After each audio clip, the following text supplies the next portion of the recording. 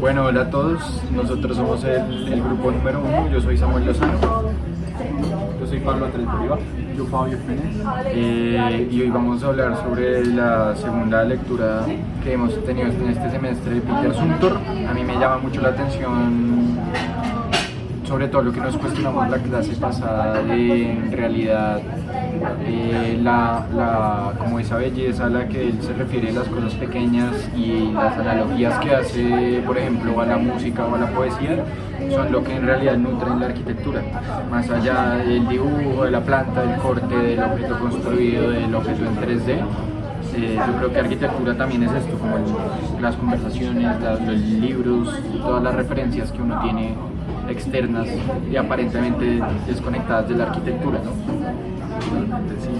Sí, en esa misma medida la relación que establece Fabio cuando habla de cómo esa correspondencia entre lo autorreferencial y lo que vamos entendiendo en cada clase va orientando como una búsqueda colectiva, pero también una búsqueda interior. A mí me pasa un poco en esos espacios como que empiezo a pensar en ese primer video que hicimos del lugar de la casa o de las acciones que hacíamos de pequeños, de jóvenes, como una manera de entender también eso revertido en una futura arquitectura, conectar un poco esas temporalidades y qué objetos atraviesan esa narrativa, porque cuando él habla como del anillo o de los elementos que se refieren a él, del anillo de él, como que nos pasaba en el libro, como que habla mucho de él, pero también de la acción que él ejerce sobre la arquitectura. Siento que, a ver, qué objeto, como que me pongo a pensar un poco qué objeto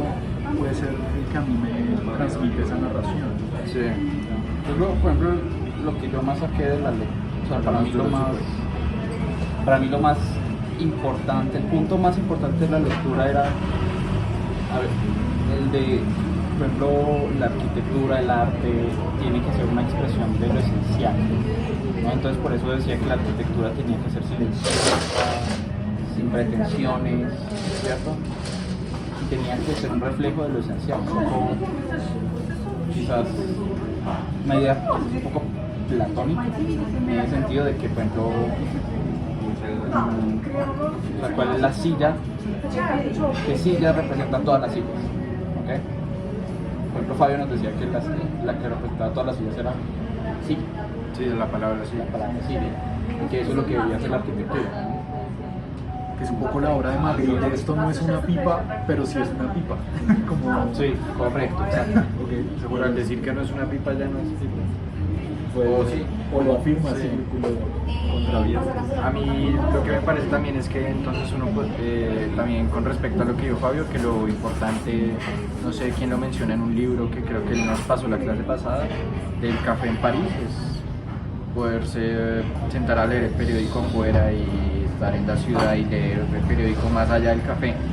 Me parece que entonces también la arquitectura debe proponer eso, ¿no? Más allá del espacio, más allá del lugar. Sí, exacto. Así como esto. Sí, estamos en un café. Sí, y tal vez se hace más evidente esta repisa por los libros o porque estamos grabando ahí.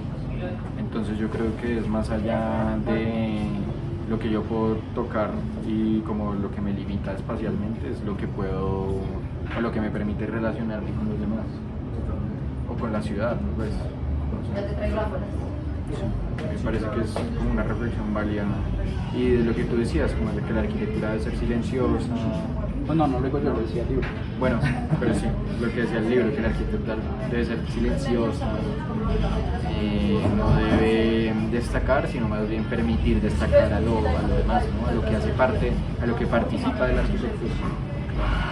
Por ejemplo, ayer tuve revisión con jurados con Lorenzo y Claudia, y uno de los jurados es Giancarlo Assanti, y él habla de eso, ¿no? Como que al final la arquitectura finalmente es lo que el actor involucrado con sus acciones permite que sea y no lo que está construido solamente. No sé ustedes qué piensan. ¿Algunos de ustedes entienden a Hegel? A Hegel yo no lo he leído. No, yo tampoco. Tampoco lo entiendo, y en la lectura lo mencionan. Pero Fabio dice que es una mamera, ¿no? Que solo hace preguntas, que es como un niño chiquito. Sí, Solo o sea, hace Hegel preguntas. es de los filósofos por los que uno no empieza. Hegel tiene unos tonos conceptos que yo creo que si los lograra entender, podrían descifrar qué es lo que tiene que ser la arquitectura. Que él habla, por ejemplo, del espíritu de las cosas. ¿Okay? Yo creo que quizás por ahí van los tiros con la lectura. Y es hacer que el espíritu de la arquitectura se pueda manifestar. Creo que es lo que por el lado por el que me voy a ir.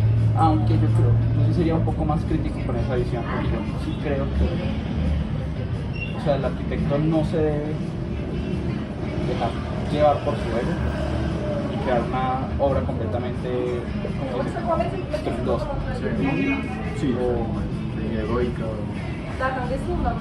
Sí, pero yo sí creo que el arquitecto tiene que meter su ego, tiene que involucrarlo, integrarlo, un ego integrado, bajo su control. Que por ejemplo es un poco la idea de Ayn Rand, la que escribió El manantial. Ella escribió otro libro más famoso que era Rebelión de Atlas, pero lo que nos importa es el manantial. Porque para ella el arquitecto es un héroe idealista, ¿cierto? Que rompe los parámetros, que sigue su visión y que se compromete a ella. Y para eso tiene que haber tiene que involucrarse el ego. Sí, puede ser una forma de crear, pero hasta qué punto también ese arquitecto o esas formas de implementar la arquitectura se vuelven autorreferenciales. Por eso es tan como interesante pensar en hasta dónde el arquitecto imprime parte de su vida o de sus silencios, o hasta dónde permite que hablen los demás que habitan ese espacio, ¿no? Claro, que es una negociación ahí. no puede ser una arquitectura completamente desarraigada del ego, pero sí no puede ser una arquitectura completamente guiada del ego. O más que ego puede ser de la identidad, ¿no? Como el propio arquitecto, que el ego me parece más fuerte, más pretencioso. No, yo no creo necesariamente, yo creo que Ayn Rand no diría